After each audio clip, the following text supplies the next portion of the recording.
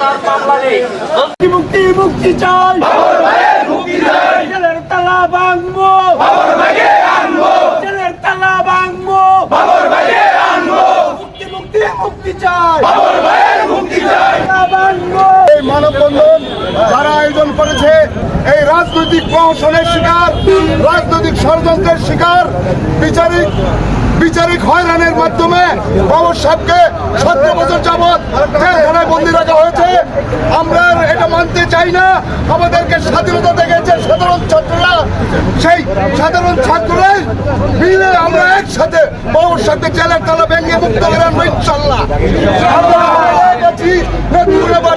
বাবর সাহেবকে মুক্ত দেখতে চায়। বাবর একটি প্রতিষ্ঠান, লুৎফুজ্জামান বাবর একটি সফল স্বরাষ্ট্র প্রতিমন্ত্রী ছিলেন, যিনি এই দেশের সাম্প্রদায়িক সম্প্রীতি বজিয়ে রেখেছিলেন।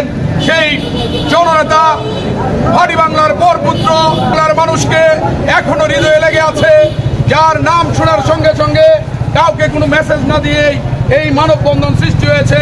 এই মানব প্রাচীর প্রমাণ করে, আজকের এই জনতা প্রমাণ করে অনতিবিলম্বে এই সরকার লুৎফুজ্জামান বাবরের মুক্তি দিবে আমরা আশা করি। এই সরকার ন্যায় বিচারের মধ্য দিয়ে নিষ্পাপ মানুষটিকে আবার জনতার কাতারে এনে দিয়ে জনগণের খ্যাতমত করার সুযোগ দিবে।